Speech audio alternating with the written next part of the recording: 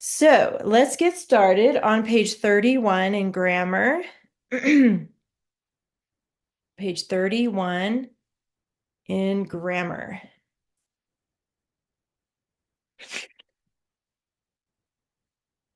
getting cooler. I don't know about you guys, but it's kind of cold up here this morning. Okay, page 31. We are talking about sentence openers. I know that with Harmony, we talked about this a little bit last year. We're starting these sooner now. So this is just a new way to start your sentences because sometimes we tend to start sentences kind of the same. It's just because it's hard to think of other ways to start sentences. So these are openers, different ways to begin your sentences to kind of change up your writing a little bit and make it more interesting and more enjoyable to read. And you're going to learn two of them today. There's 5 altogether that you're going to learn, but today we're talking about 2 different ones. So the first one is right here. It says number 1 subject opener. Number 1 subject opener is a sentence that begins with the subject. Surprise! So sometimes an article or adjective will come before the subject, but the sentence is still a number 1 subject opener. And you're going to find it in this book and write a number 1 with a circle around it above the first word of the sentence that starts with a subject opener. So you have 2 examples here. The first one says, Robin spotted a deer in the field. This is an easy one because the very first word is a subject, so it's pretty easy to tell that it's a subject opener. That's a number 1. See the one with the circle, and then we put S on top of Robin for the subject, and then V on top of spotted for the verb. Here's another example. This one has a couple words ahead of the subject, but it's still considered a subject opener. So it says, the swift deer leaped into the forest. So the is an article, and then swift is an adjective, and then we have the subject, but that doesn't matter because still the subject is pretty close to the beginning here. It's the first thing, this first real thing that's mentioned here. So that's considered a subject opener. So again, number 1 with a circle, and then you'll label the subject deer and the verb leaped. Okay. Another opener is a prepositional opener. And you're probably already thinking, oh yeah, well, that's a prepositional phrase. And you're right, it is.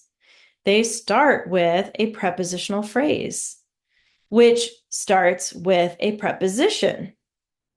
And just a quick reminder, at the very back of your grammar book, I think I told you this before, but I just want to remind you, literally on the very last page, 198, it's right before the back cover. Way back here, there's a list. That list will help you find those prepositional phrases, and it'll help you determine if a sentence is a prepositional opener. Right here. So don't forget about that page. You can put a Post-it back there to remind you if you need to. All right, so let's look at these examples here. And this is a number 2. Notice we have number 1 for the subject opener. Uh-oh, we lost Harmony. And then the number 2 for the prepositional opener. And so it says, along the road, Robin walked quickly. Along the road is a prepositional phrase. And we're going to underline it as a prepositional phrase, and then we're going to label it with a number 2 and a circle around it, okay? Again, here's another one. Along the narrow and winding road. That still is a prepositional phrase. Robin walked quickly. So it's a number 2 opener. And then the last one, along the narrow and winding road toward Nottingham, Robin walked quickly. Again, prepositional opener. The difference here is the comma, because there's a comma rule right here for you. Look at the first one again. If the prepositional phrase is less than 5 words, You don't have to have a comma. See, this one only has 3 along the road, 1, 2, 3. No comma. If the prepositional phrase has 5 or more words, you do need a comma. So we have along the narrow and winding road, 1, 2, 3, 4, 5, 6 words there. That requires a comma. And then the last example has 2 prepositional phrases in a row. Along the narrow and winding road and toward Nottingham. So whenever there's 2 in a row, you need a comma. That's the comma rule. So less than 5, no comma. More than 5, comma. 2 in a row, comma. That's basically what this says at the bottom. So anybody have any questions about these 2 openers? Okay, I see you shaking your head. So we will move on. There's a little bit more on the back of that page about adverbs. This is page 32. Adverbs, you already use those in your writing. Normally they have an ly at the end, and those are easy to spot, but there's some extras that we need to know. By the way, in adverbs, it tells how, when, where, why, and to what extent. And here it just says that in week 5, you learn that an ly often ends in an adverb often ends in ly. However, many adverbs do not end in ly. Some common examples include very, together, never, soon. Those are also adverbs, even though they don't have ly at the end. So look at these examples. Robin usually had his bow with him. That one's easy to spot because it does have an ly. Most of them do. And it tells when. When does he have his bow? Usually. The next example says Robin always had his bow with him. When did he have his bow? Always. It's telling when, so that is an adverb, but it does not have an ly. So there's an example of one that does not have an ly. And then the last one, or the next one, Robin did not have his bow with him. And then it says the words yes, no, not, and to, as in TOO, function as adverbs. When you see them, label them as adverbs. So the word not here is an adverb. So whenever you see that word not or no or yes or even the word to, TOO, you're going to label them adverbs. So here's your final example. Robin was very confident as he carefully aimed at the deer. Very confident tells to what extent. Very confident. Carefully aimed tells how he aimed. Carefully aimed. Those are both adverbs. Okay, so ADV. Any questions about adverbs on this page? If not, shake your head no for me so I know you don't have any questions. Okay, good. Okie doke. Moving on. All right, I need somebody to read this sentence. Anybody feel like that? Okay, thank you, Grayson. In anger, the forester impulsively sprang to his feet, grabbed his bow, and shot an arrow at Robin. Nice. Okay, so impulsively is our vocabulary word. As an ly adverb, by the way, that's pretty obvious, but impulsively means like almost like an automatic reaction. When you do something impulsively, it means you like if you're playing soccer, let's say, and the ball is headed toward you, it's like coming your way and you know it's going to hit you in the head, you're going to go like that, right? You're going to get out of the way. Or if you're really good at soccer, you're going to try to bounce it off your forehead, right? So impulsively means like automatically. It's like you just do it without really even thinking. All right, check that. Now we have 2 articles. Remember, that's a, an, and the. So go ahead and find those by yourself and label those.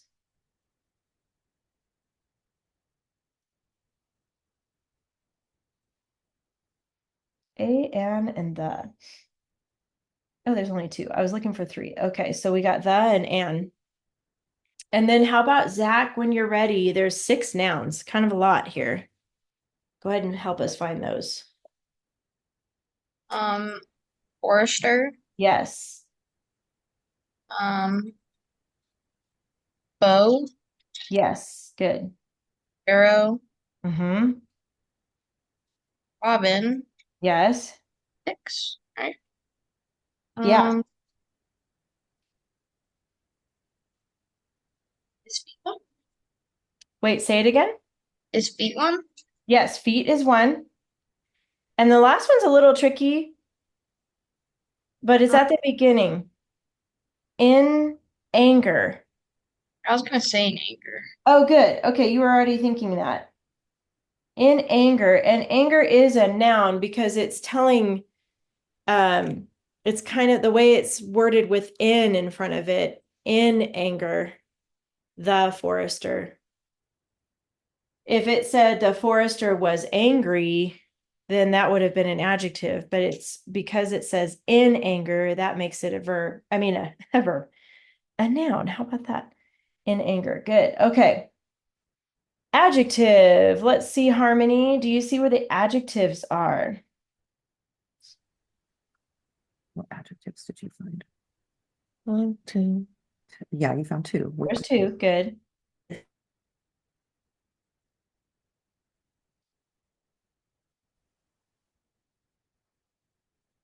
Did you say it already? I missed it. His. His. Yes, his. And then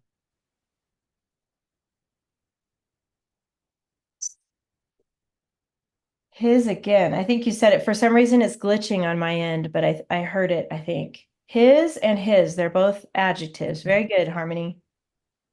Good job. Adverb, Grayson. We kind of already discovered that, huh? Impulsively. There we go. And then since that was so quick, Grayson, how about the coordinating conjunction? Remember that's fanboys. You see that one? And right by shot. Good. So CC on top of and. Remember, if you forget what those are, it's fanboys. We're going to come back to the prepositional phrases because I think for me, those are easier to find after everything else. So, Zach, I'm going to have you find the verbs next. What are the action words or helping or linking? Sprang, Good. um, grabbed, Yes. shot, Good. That's it. yeah. Okay, so Zach, what is the subject that goes with those verbs? um, Forester, Good. That's right. He's the one that did all that. um, That's it. We just have one subject in this one. It's pretty easy. And then as far as the opener, Harmony, what kind of an opener do we have here? Actually, let me back up, Harmony. Sorry about that. I'm going to have you help us find the prepositional phrases. Let's do that. Do you see where those are? tell her the prepositions. And anger. Good. In anger, what else? Next one is To his feet. Perfect. last. At Robin. Very good, Harmony. That's perfect. Yes. Those are the prepositional phrases. So Grayson, what kind of an opener do we have here? Is it a number two opener? Yes, it is. And that's the prepositional opener. I like to kind of write this. I know it's a big word, but just to help me remember prepositional, because this is a prepositional opener because it's a prepositional phrase. So good job. Zach, what about the capitals? N, Yes. Forester, Not Robin. Forester, actually. That one doesn't need to be capitalized. Oh, there's only two, so Robin. Yeah. So Robin, yeah. And then the commas. So Harmony, we need to put in two commas. Do you know where they go?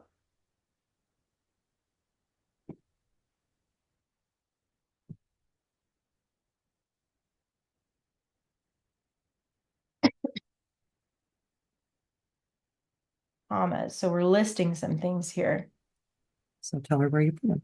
After feet and after bow. Yes, very good. Because he did three things, right? So he sprang to his feet, grabbed his bow, and shot an arrow. So before and, you're right about that. And then right before grabbed, we got to put in those commas. And then, of course, the end mark is just a period today. There we go. Great job, you guys. Any questions about that page? Shake your head no if you don't have any questions. Okay. Okay, good. So later you can rewrite it at the bottom. And then your homework is going to be 34, 35, and 36. All right. Go ahead and get out your binders next.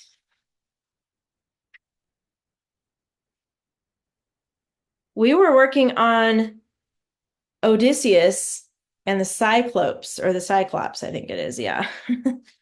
That was an odd story. Very, very odd, but kind of entertaining. You know, I don't think I want to really meet these creatures, but entertaining still. And I think your homework was to finish the story sequence chart because we kind of left off like that last week. Give me a thumbs up if you were able to finish your story sequence chart. Awesome. I see those thumbs. Grayson, were you able to do it or not yet? I did to number the climax. I did all that, but I didn't know I had to do the 7, the more of them. Oh, I just had sorry. This isn't. Sorry. Hold on. I think this is the one we did. because I did all that. But Oh, you know what? I kind of got it mixed up. Yours might look different than this, but you should have these two. You just finished all the way to 4, right? Yeah, okay. I think I messed up and I wrote on a different class paper here, but we are going to look at this together. What I want you to look at, though, is right here in the middle, the conflict and the problem. This is where you really focus on how the Cyclops is devouring the men. That's probably the biggest problem they have, right? The men are the ones that are dying here because the Cyclops is eating them. And they're trying to get out. They're trapped. Okay, this is where you focus mostly on that part. And then here at the climax and resolution, this is when you're starting to solve the problem. They heat up the iron, they stab the creature in the eye and make him blind, and then they sneak out underneath the big rams. But some of you, I think, forgot to really finalize the story. So I wanted you to look at what you have here for Roman numeral 3 and look at what yours says, because everybody's is going to be different now. So you guys worked on this as homework by yourself. Look at what you have here down here in the last box and see if you have something that talks about how they escaped under the lambs or the rams. Actually, they were the male sheep. They're called rams. Did you mention that? Give me a thumbs up if you mentioned that in the last part here somewhere about escaping by holding on to the rams. I saw Harmony's thumb up. She has that on hers. Did you guys remember to add that here? Zach has it. Okay. Do you have it, Grayson? No, because I think what happened is some students forgot. Well, they ran out of room, right? It was like, oh, I'm already on number 4 and I didn't quite finish the story. So that's where I added some extras. Okay, so after number 4, it's important to talk about how Odysseus and his men escaped, right? So they clung on the wool of the rams. So if you don't have that, Grayson, on yours, I want you to add a number 5. And then I want you to put something about your 3 keywords to remind you about how they escaped. So maybe something like O for Odysseus, and then men and rams, like you can remember how they clung onto the rams. I can imagine them. These must be like giant sheep, because there's got to be room underneath them for these guys, these men, these soldiers to hang on to. So I'm thinking they're like oversized sheep. It's the only way I can visualize it, right? Visualize it. So put something about that for number 5. And then now I want you guys to check, Harmony and Zach and Grayson. Did you remember to talk about how the men got back to the ship? Did you mention that down here at the end somewhere? Zach says no, that's okay. Harmony, did you mention down here somewhere how the men got back to their ship?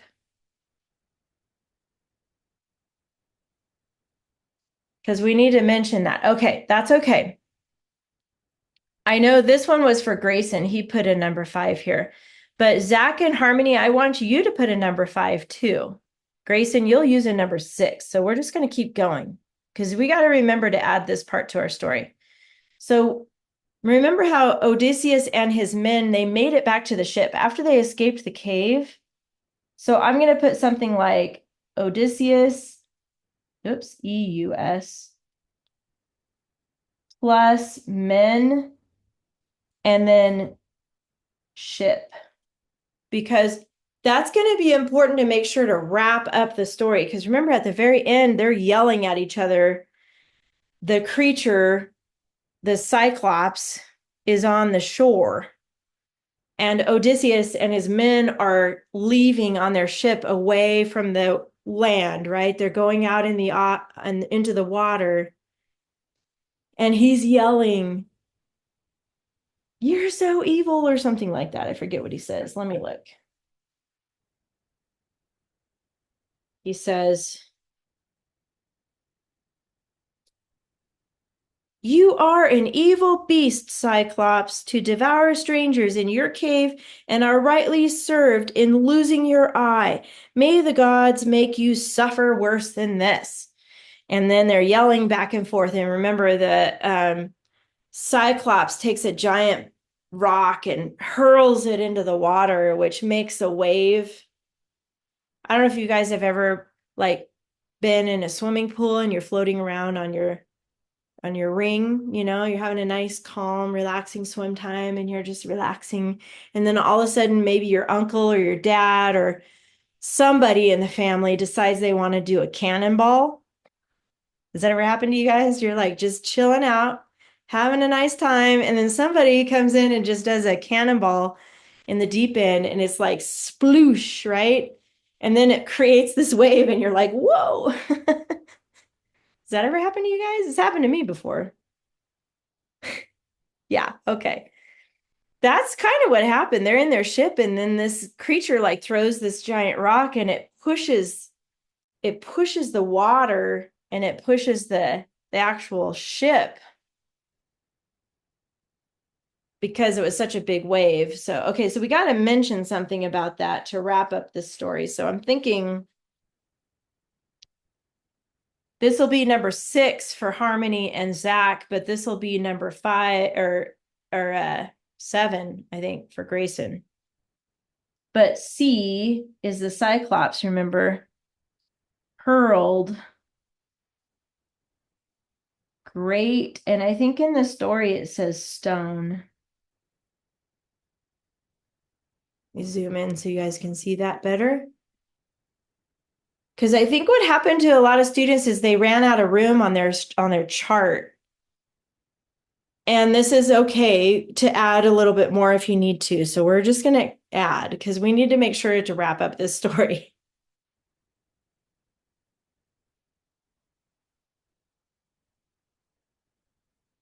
And we're going to focus on the second time he throws a rock because there's 2 times. Remember, the first time it if the first time was more like it moved the ship toward this shore and they're yelling back and forth. And then the second time, look back on the story. What happened the second time? Look at the last sentence. Who wants to read the very last sentence of the story on the back here? I need somebody to read that sentence. Right here where it starts with this one. Good. Okay, Harmony. Go ahead and read that very last sentence.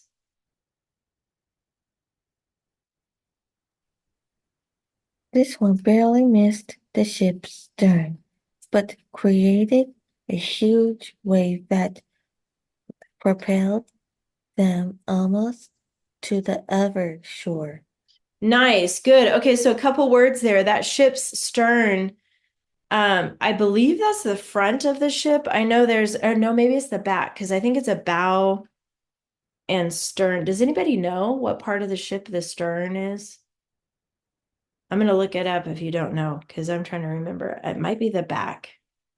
Do you know, Grayson? What is it? I think it's the back or the front. I don't know, something. All right, let me look it up just because I want to tell you right. It's the stern of a ship. It's the back. It's the rear of the boat or the ship. Okay, because I think the front is called a bow. The back is called the stern. They have all these different words for things. But anyway, the stern is the back of the boat. And then that word propelled, I hear kind of propeller in that word. And I don't know if you know about airplanes, but a propeller is that part, on an old plane that spins in the front. But basically what the propeller does is move the plane forward. It creates it's almost like a fan, it pushes air behind it. So that's what happens in the water. The water created this wave and it moved that ship out. It pushed it out. All right, so we can add one more here. I'm going to add a 7, but for Grayson, this will be a number 8. And I like that word propelled. I'm going to use that. That means it just pushed it, right? And I'm going to draw a ship here. I'm just going to draw a little boat. You probably can do a better one than that, but I'm just going to draw like a little boat here, the ship representing the ship to the other shore. So basically to the other side of this big body of water.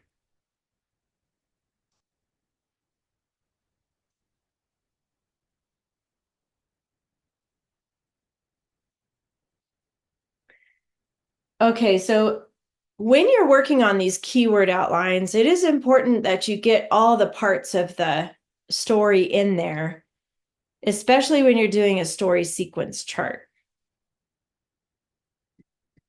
This is because we're resolving the issues. So they got away, basically. They got away from the Cyclops. So now your story sequence chart is complete. What we're going to do next is work on this because your homework is going to be to write these 3 paragraphs. We still have time in class because I want to make sure to give you time to start writing. Now, if you normally just type it, if you know how to minimize, zoom, and pull up your Google Docs, you can do that. If you don't know how to do that, I'm going to have you write on a lined paper and then later you can type it in. So either way is fine with me, okay?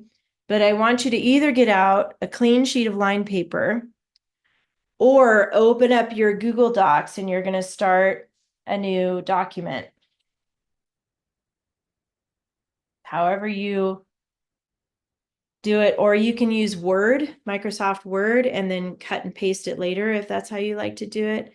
Either way, but I want you to go ahead and start working on writing these paragraphs.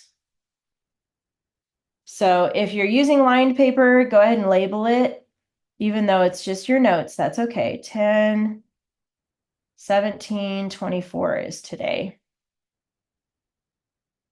If you have any questions about what we're doing right now, please ask me, because I know this is a little different than our usual routine here. But you can minimize Zoom by hitting escape. And then that kind of gives you more freedom to move around and open up, Google and get to Google Docs if you want to do it that way. If you're handwriting it, that's okay too. I'm going to leave a space here for the title because remember, we do the title later. We have to wait till we get to the final sentence to come up with a good title. So I'm just going to draw a line for a space here. And then we're just going to take turns kind of helping each other come up with some sentences here so that you have less to do for your homework after class. Okay.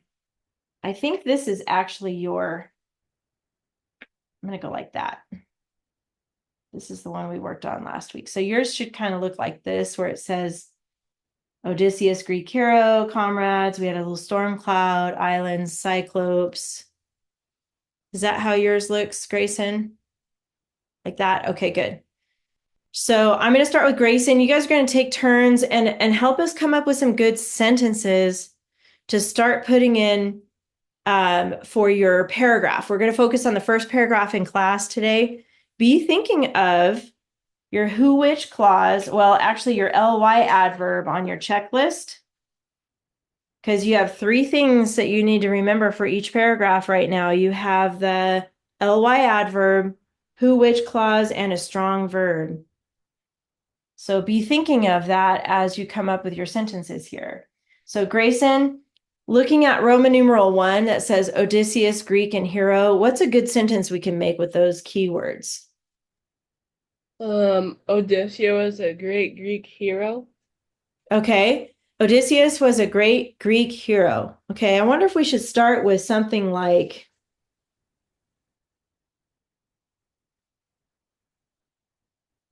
one day.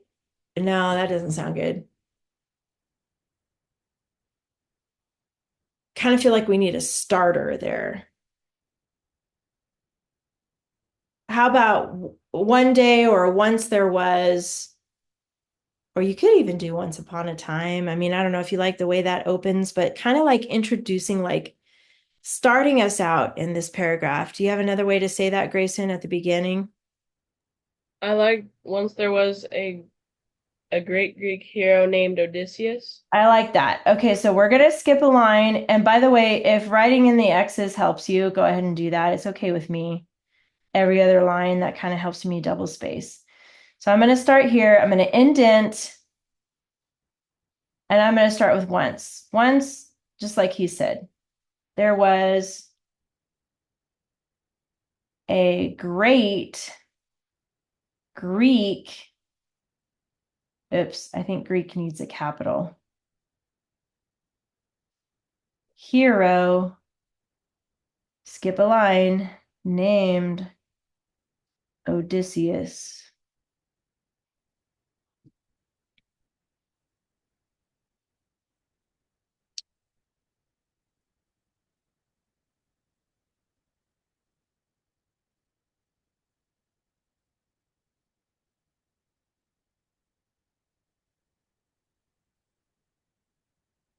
That's a good start. I like that. Good job, Grayson. And then I'm going to have, when you're ready, Zach, go ahead and do the next one here. It starts with comrades. Storm, I think, is our storm cloud, island, cyclopes. And by the way, just so you guys know, while he's thinking of a sentence, if you come up with a different sentence and you want to write it differently, I'm okay with that. You don't have to copy exactly what I have. We're just giving you some time during class to get started on your writing.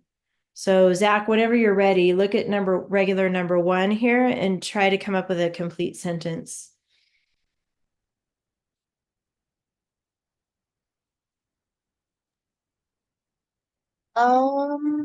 Comrades.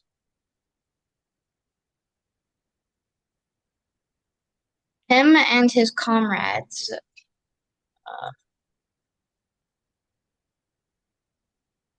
were sailing home from war because they were, Yeah. and they hit a great storm. They saw the island of Cyclops and they saw the island of Cyclops. Okay, good. I think you're on the right track. It kind of sounds a little bit choppy to me to start with him and his comrades. So is there another way? Can we kind of move those words around a little bit and say something about, let's see, about he was traveling or he was sailing with his comrades or something like that rather than starting with him? Good, yeah. Which way do you want to do it? Um, he was sailing with his comrades, probably. Okay. And you said he was returning home, right? So maybe he was returning home with his comrades That works. on a ship. Because you can break this up into two sentences, by the way. I think you're right. I think it does need to be into two sentences. It's a lot to put in one. Yeah. Okay, so he was returning home with his comrades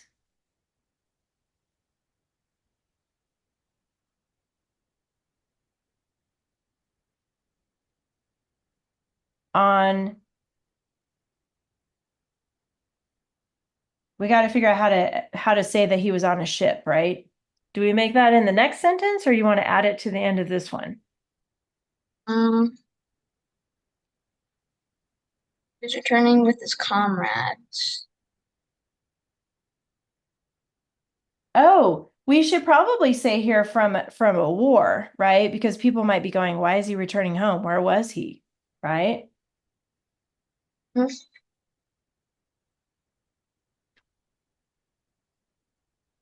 You want to just put from a war or from what war was it? Was it Trojan? From the Trojan War? I think it was the Trojan War. Okay, we can add that. Um, yeah, Okay. the Trojan War. Okay.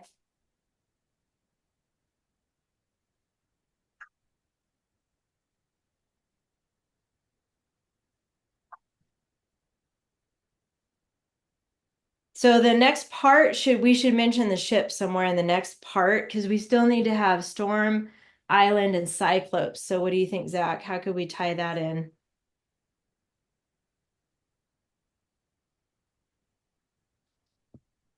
Maybe, but they hit a great storm.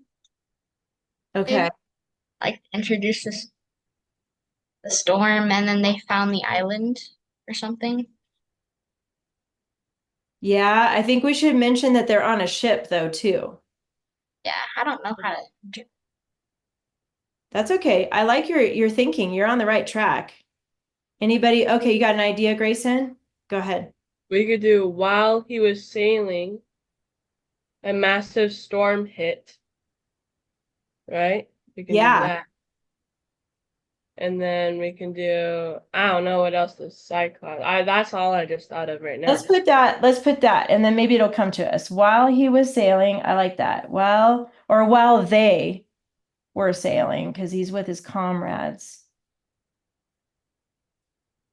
So it's more than one.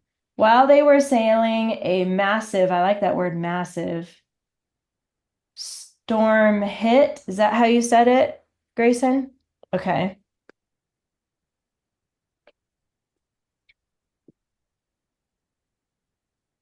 While they were sailing, a massive storm hit. We just need to figure out how to include, so no period yet. We need to figure out how are we going to include island and Cyclops.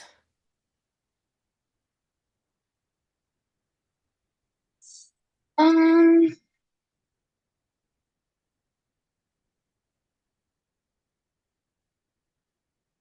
while they were sailing, a massive storm hit, and they came across the Cyclops Island.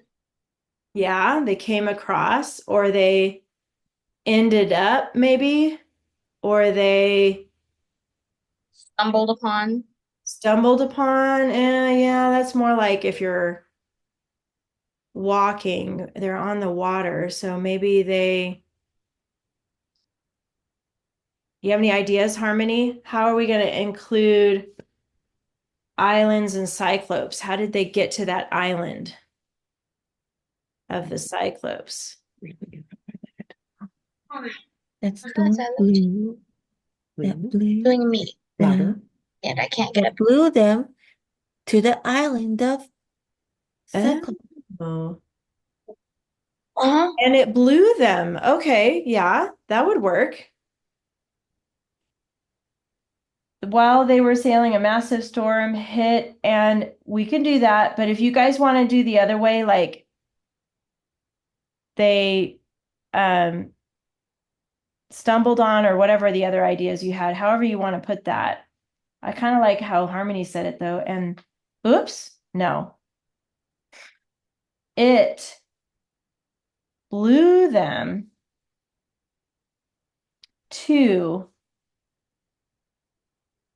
the island of the Cyclopes.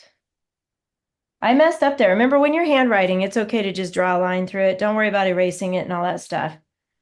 I just drew a line through it and then I fixed it right away. So now it says, while they were sailing, a massive storm hit and it blew them to the island of the Cyclopes. That's pretty good. But like I said, if you suddenly think of a different way to say it, put how you want to say it. And then Harmony, when you're ready, I'm going to have you do this one. Number 2, crude one-eyed giants shepherds. Can you think of a sentence with those words right here? They found crude one-eyed giants who were shepherds. Ooh, you put in a who clause. That's perfect. They found, I like that, Harmony. Crude. And we're going to need some commas in here. So crude, comma, because we're listing some adjectives here. One-eyed, EYED, giants, comma, who were shepherds.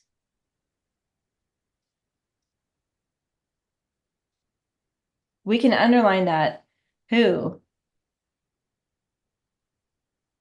because we got that.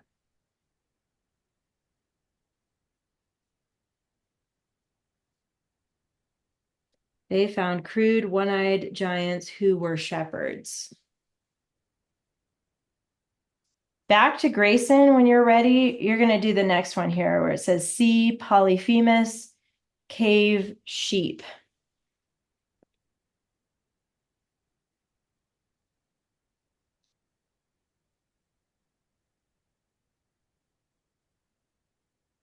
C. Polyphemus, cave sheep. And the C, I think, is a cyclops because we're talking about one now.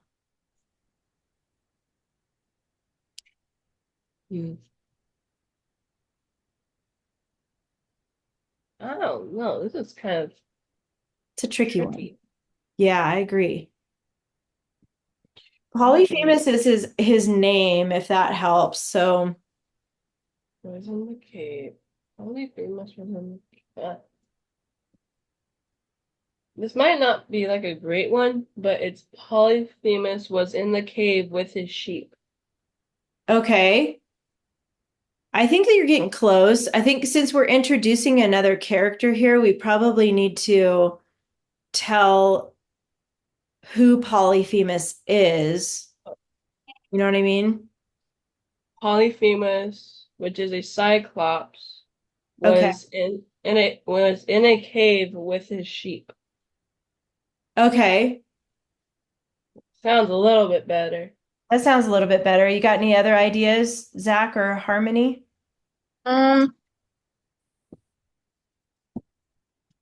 The Cyclops, Polyphemus, maybe, Okay. was in the cave with the sheep. Okay. That would probably work. Or one of the Cyclopes was named Polyphemus. What do you think, Harmony? Do you have anything different? You want to share your idea?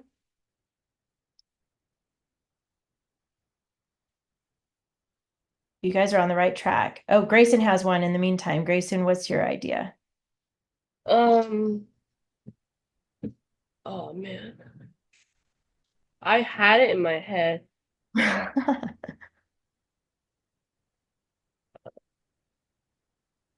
A Cyclops named Polyphemus was in a cave with his sheep. I think that's good. I don't know. Yeah. So you said a Cyclops named Polyphemus was in a cave with his sheep? Yeah, that works. Harmony, do you want to share yours?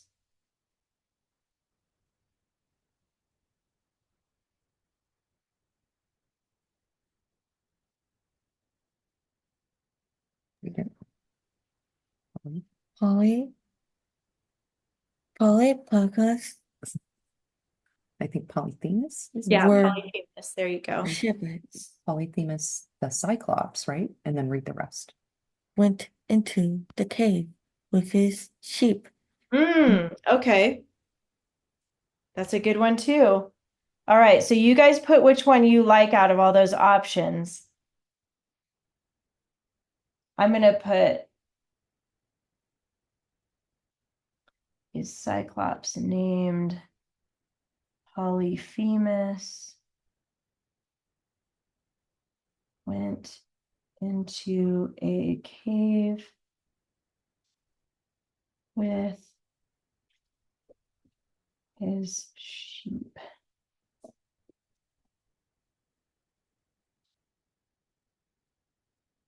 But if yours is different, go with one you have. Okay, everybody's can be different here. I think was that one yours, Grayson, originally? I think it's Zach's turn, maybe. Okay, so Zach, number 4, fire. And then I think we made binoculars like they saw or they found the Greeks in the cave in the corner. But let's check our checklist. Oh yeah, our checklist says we can't use see or saw. So we're gonna have to think of something else for that. Okay, so don't use see or saw. But what do you think, Zach? How can we do number 4 here? Fire, binoculars, Greeks in the corner.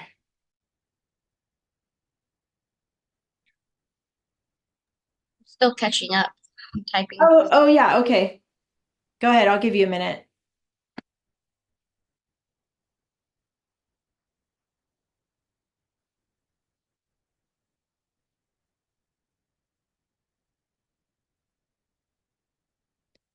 I kind of have a thought right here while you're writing that down.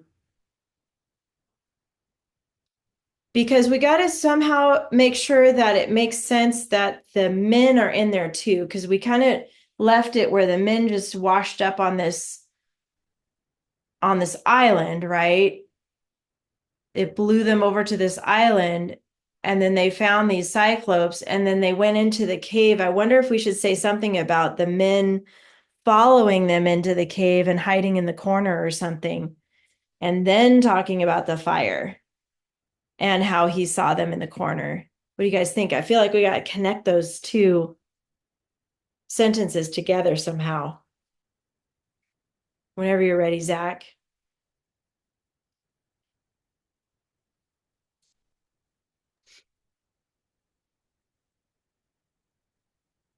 Soldiers and Polyphemus followed.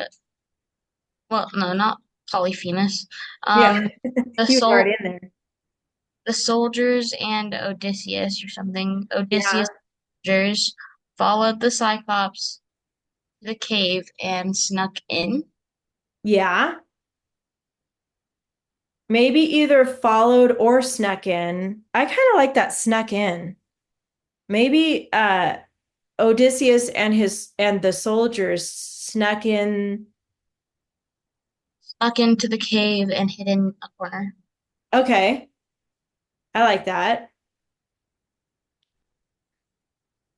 Okay, so Odysseus and the soldiers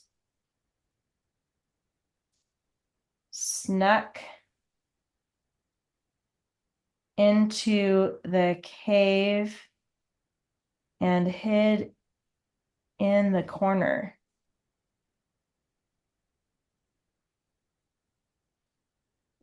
So as we're doing this, I know you guys are writing that down. As you're doing this, just keep in mind that we're changing it up a little bit with your story sequence chart, and that is okay. I want you guys to know if you need to add sentences like we just did to make it flow, that's okay to do that. If you want to take a line on your story sequence chart and turn that into 2 sentences, if you need to, that's okay to do that. Because the most important thing about your story here is that it flows. So it's not too choppy. You got these creatures, you got these soldiers. How do they interact? How do they come together? So this right here makes sense. Now they're in there. Now we can mention the fire, because remember, he builds a fire. So maybe we should mention that next, Zach, when you're ready. Something about the fire and how he sees them in the corner. Um, um,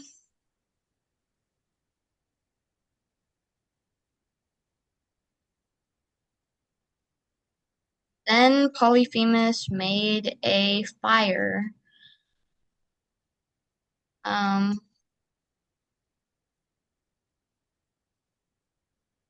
then Polyphemus made a fire and spotted the Greeks in the corner. Ooh, yeah. I like that. Although we just said corner, so maybe just spotted the Greeks. That's true. Yeah, since we already used corner.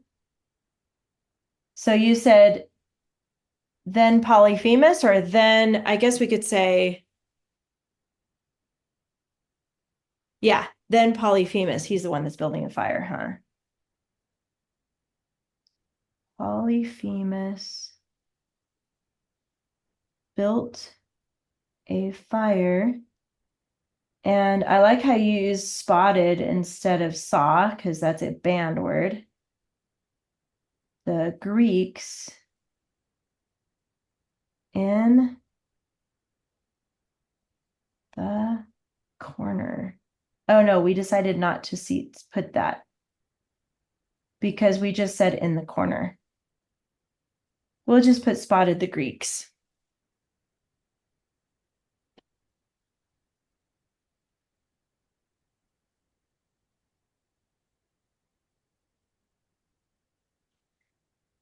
Okay, I know that you're pretty much done with your first paragraph, which is basically introducing the characters and the setting. So far, we've got the soldiers, we've got Odysseus, we've got Polyphemus, and then the setting, we mentioned the cave.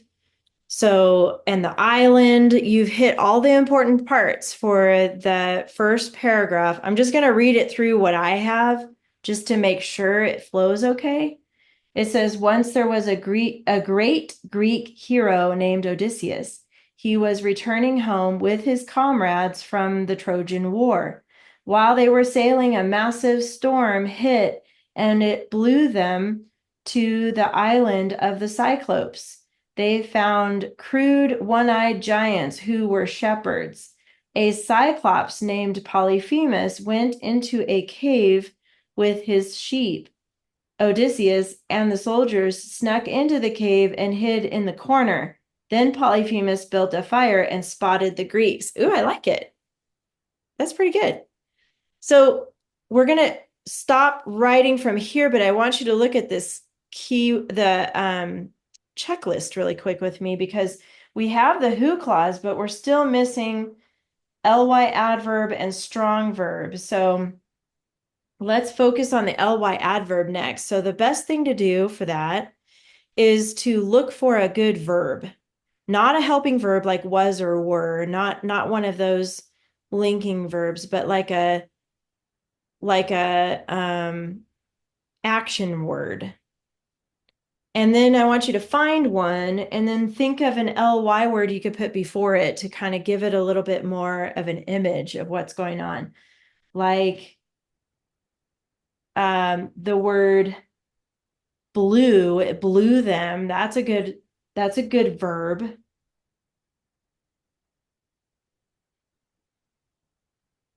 Or we could put, while they were sailing, a massive storm hit and it quickly blew them to the island. It surprisingly blew them to the island of the Cyclopes. That's one example. That word snuck is a good one too. Maybe Odysseus and the soldiers quietly snuck into the cave. That's a good spot for one. So that's what I want you guys to do is look for a verb in here. And then I want you to think of, here's another verb, spotted. So look for a verb and think of what's a good ly adverb that you could put in front of it to kind of give it a little bit more detail. If you see one, raise your hand and tell me which one you see that you like. Look for a verb and then think of an ly to put in front of it to tell how. If you like one of my examples, you can use one of mine too. You guys are thinking.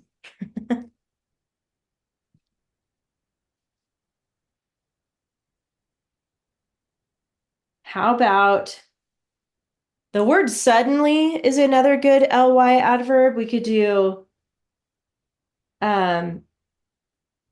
here in front of spotted, you could say, then Polyphemus built a fire and suddenly spotted the Greeks. Oh, you got one, Grayson? Go ahead. While they're sailing, a massive storm hit and suddenly blew them to the island of the Cyclopes. Oh, yeah. That's a good spot for suddenly. I like that. Suddenly blew them. Anybody else have any ideas on where we could put an ly? There's found. That's another good verb here. They somethingly found crude one-eyed giants.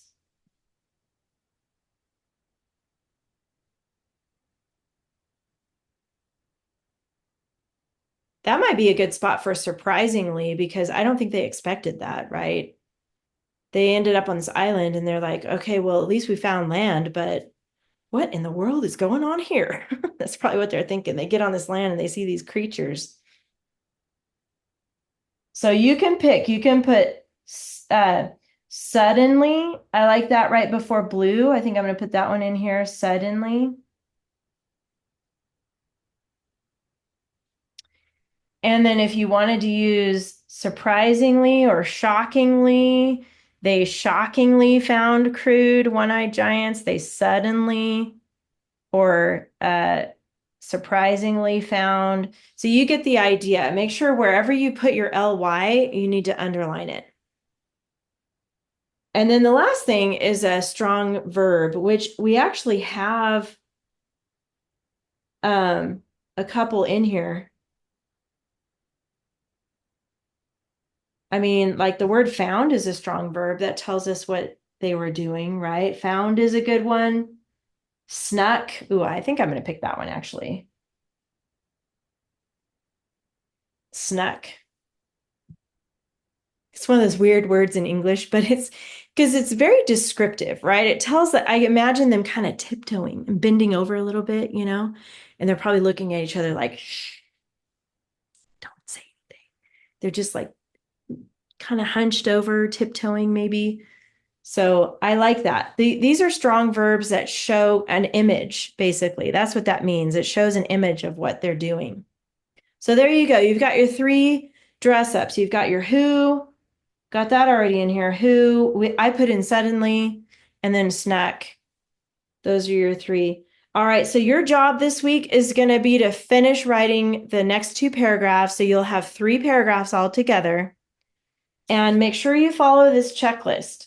You need an ly, a who, which, and a strong verb in each paragraph. Each one has to have one of these, and you're going to underline those. And then the other thing I want to point out here is that you need to come up with a new title, but you have to wait until you're done with the 3rd paragraph, the very final sentence of the 3rd paragraph. And it says here, title centered and repeats 1 to 3 keywords from the final sentence. So whatever your very last sentence is, you're going to pick 1 or 2 or 3 of those words to use in your title. You can add other words to it too, but just want to make sure that you create a new title. Make sure to include, oh yeah, and don't forget, don't use the banned words here. So when they're yelling back and forth at each other, don't say said. Pick a different word like shouted or yelled, screamed, something like that. Okay, any questions about homework? No questions about homework? Shake your head no if you don't have any questions. Okay, good. All right, that's it for today. Go ahead and finish up your writing about Odysseus and the Cyclops. Make sure you use your checklist, and then I will see you guys next week. Have a good one. Bye. Should I put my white dress back on? Okay.